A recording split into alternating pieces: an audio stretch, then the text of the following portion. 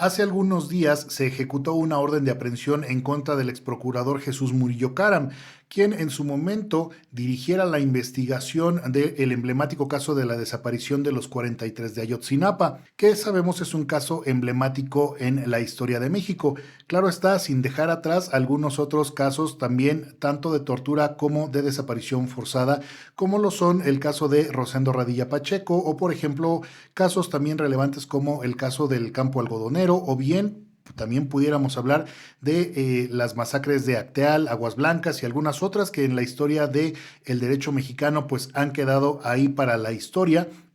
y que también en materia tanto política como procesal han dejado no solamente una parte histórica que ha conformado también fuentes de derecho, sino que además han servido también precisamente para conformar nueva legislación.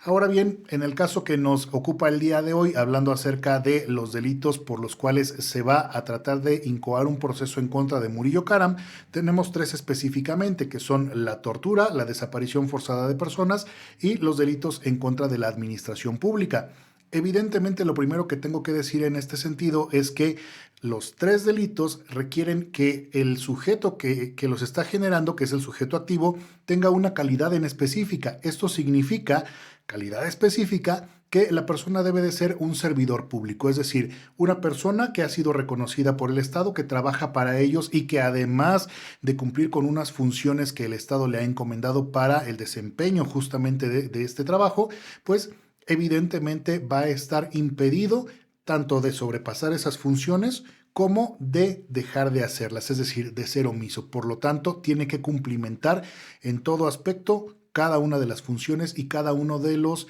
elementos de desempeño que debe de cubrir. Así que bueno, déjame decirte en primer término que el delito de tortura, que es el primero que aparece en contra de Murillo Caram, es regulado precisamente por la ley para sancionar la tortura. Así que déjame explicarte en primer término que esta ley especializada en su artículo 24 nos determina específicamente el tipo, es decir, lo que se va a sancionar. Por tanto, número uno, hablamos de la calidad que ya te mencioné hace un momento, la calidad del sujeto activo, que debe de ser evidentemente un servidor público, lo cual tampoco nos dejaría cerrados a que una persona particular pudiera generar también el delito de tortura. Sin embargo, estaríamos pensando y estaríamos atribuyendo calidades tanto de las actividades como del nivel de participación de un particular dentro del ejercicio de la tortura. Hay que recordar que esa calidad específica se le da únicamente a los servidores públicos por ser justamente los autores materiales de este delito. Ahora bien, esta ley, además de decirnos que se requiere esta calidad específica, nos establece que la tortura también puede ser aplicada, por ejemplo, como un medio intimidatorio, como un medio de coacción, como un medio de discriminación e incluso como una medida preventiva para efecto de que cuando se ejecute algún acto tendiente a hacer sufrir a una persona, ya sea física o psicológicamente, se pueda obtener un resultado. El resultado finalmente sería, como ya lo estamos analizando, causar dolor o sufrimiento físico o psíquico. Número dos, que haya una conducta directamente tendiente a disminuir o a anular la personalidad de la víctima o de las víctimas, independientemente de que si se anula o se disminuye, cause dolor o no. Ojo, porque ahí estaríamos hablando de la tortura psicológica. Así que hay un tercer punto en este caso que nos puede incluso llegar a hablar de, por ejemplo, los procedimientos médicos o científicos. Te voy a dar un ejemplo. Puede ser que se induzca en todo caso que la persona esté inconsciente para que, si hablamos de tortura, se le pueda incluso mutilar alguna parte del cuerpo o generar algún daño a algún órgano interno. Entonces, de entrada, déjame explicarte que esta cuestión de la tortura es bastante amplia. Existen incluso, por ejemplo, en materia internacional, el famoso Protocolo de Estambul, que es un tratado internacional a efecto de identificar justamente a las personas que una vez que hacen una denuncia por tortura, se realice un interrogatorio para identificar precisamente la diferencia entre una tortura física o una tortura de tipo psicológico. Una tortura en donde únicamente se dedica el autor material en este caso, ya sea a disminuir la personalidad, a anularla completamente o incluso a generar un estado de histeria en la víctima. Incluso todo esto que te platico puedes encontrarlo, por ejemplo, en manuales como por ejemplo el famoso manual Kubark, o ya dijimos en su momento también el famoso protocolo de Estambul, solamente que estamos hablando de partes antagónicas en cuanto a la tortura refiere. Déjame explicarte también que la tortura es un delito que no tiene prescripción, es decir, no hay un número de años cierto para que deje de tener valía el momento en el cual tú hagas esa denuncia. Esto significa que aun y cuando tú puedas tener 80 o 90 años y hayas sido torturado cuando tenías 10, la denuncia la puedes levantar en cualquier momento, independientemente del número de años que hayan pasado. En el caso del segundo delito, que es la desaparición forzada de personas, también estamos hablando de un delito que requiere que el sujeto activo, es decir, quien está ejecutándolo en contra de la víctima, tenga la calidad específica de servidor público, lo cual nos lleva también a pensar que tiene obligaciones para el desempeño de un encargo, que las debe de cumplir además, pero que independientemente de ello, aun y cuando obedezca directamente órdenes superiores, jerárquicas, como tú le gustes llamar, está realizando un acto que evidentemente está tipificando como un delito. En la desaparición forzada de personas, aplica justamente que el Estado, cuando se tocan algún interés particular, ya sea en materia política o en materia social que pueda afectar o dejar mal parado al Estado, es justamente cuando ellos determinan aplicar cualquiera de estos dos delitos, o incluso pueden aplicarse los dos, primeramente la tortura y después la desaparición forzada, tal cual, por ejemplo, ocurrió en el caso emblemático de Rosendo Radilla Pacheco, que decantó justamente en una sanción de la Corte Interamericana de Derechos Humanos en contra de México, y por lo cual nosotros actualmente tenemos justamente esta nueva reforma del 2011 en materia de derechos humanos, y también por ahí se trastoca justamente en materia penal aquella reforma que tuvimos en el 2008, que obliga a la introducción justamente de los juicios penales orales y como tal de la oralidad en todo el sistema jurídico tal como lo vemos ahora en nuestros días. Así que bueno,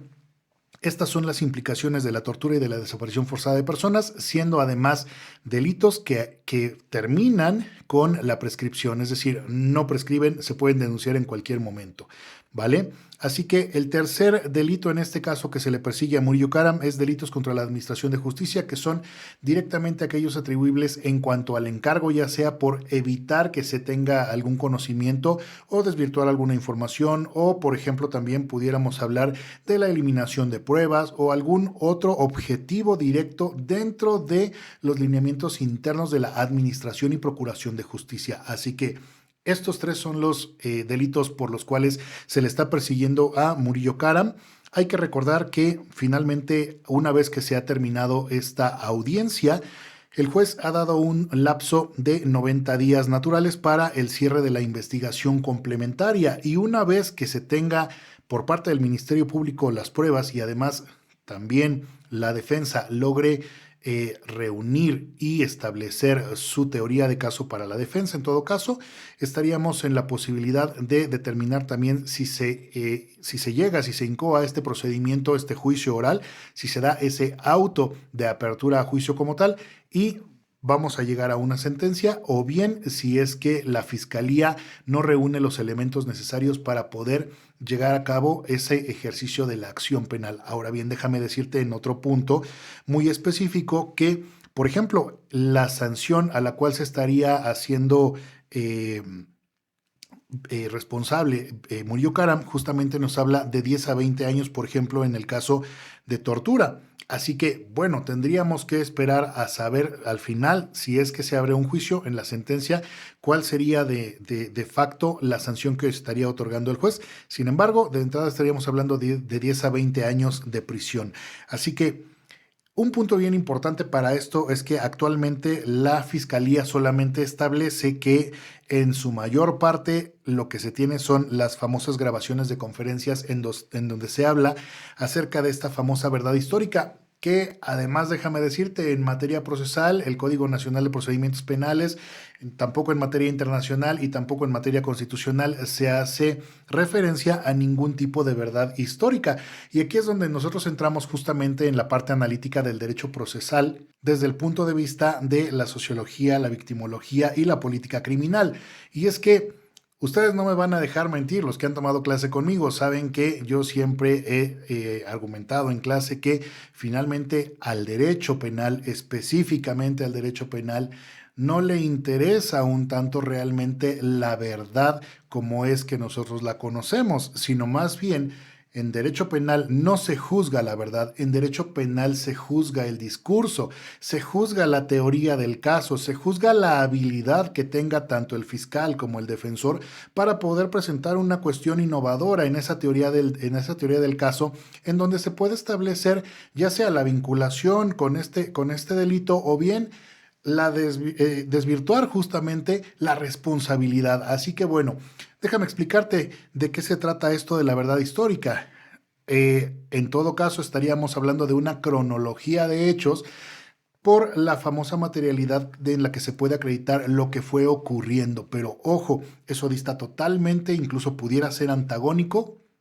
con lo que el propio derecho procesal requiere para poder acreditar. ¿A qué me refiero con esto? A que el derecho procesal establece lineamientos específicos para la valoración y tasación de la prueba en cuanto a un objeto material y a un objeto valorativo, es decir, cómo el juez va a estar razonando estas pruebas para poder determinar si efectivamente Murillo Karam sabía o no sabía de la tortura que se estaba ejerciendo y por la posterior desaparición forzada de los famosos 43. Ahora,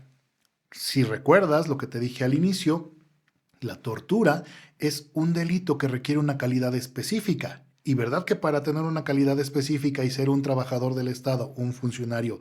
o un servidor público, requieres haber tenido exámenes de confianza, claro, necesitaste haber pasado un poligráfico, necesitas tener una profesión, necesitas tener además, por ejemplo, un estudio socioeconómico, entre varios otros. Entonces, bajo este contexto, evidentemente la tortura solamente es un delito que va a aceptar la forma de comisión dolosa, es decir, la persona que está a sabiendas de la comisión de este delito sabe perfectamente que es un delito, sabe cuáles son los alcances materiales de la sanción por haber ejecutado o haber participado en ella, y por ello es justamente que ahora la defensa toma como base el decir que Murillo Karam no sabía en absoluto que se estaba ejecutando este tipo de actos. Ahora, expliquemos otra cuestión.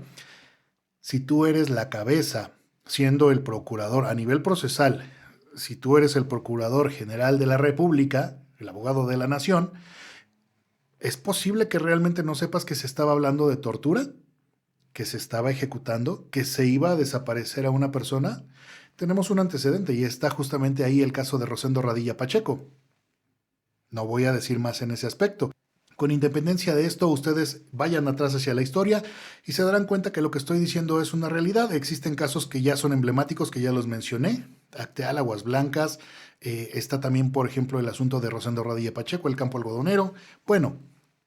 evidentemente, cuando se tienen asuntos de este tipo, se responde a intereses de nivel político. Así que eso lo vamos a dejar hasta ahí en relación a la verdad histórica y la defensa en cuanto a Murillo Karam. Ahora, para finalizar el video, es un poco extraño justamente que ahora la Suprema Corte también se esté tratando de desvincular de la figura jurídica de la prisión preventiva oficiosa. Curiosamente, cuando estamos en el asunto de Murillo Karam, al cual justamente dos de los delitos por los cuales se le está siguiendo esta investigación, que son tortura y desaparición forzada de personas, son justamente de los que están catalogados en el artículo 19 constitucional, párrafo 2, como aquellos por los cuales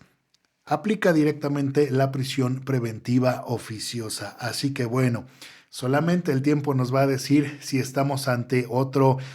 acto meramente de sanción política, de castigo, de desobediencia, o si estamos políticamente ante el trato de dejar a un preso político libre y tomar en garantía a otro. Así que espero que esta información les sirva, espero que puedan compartirla.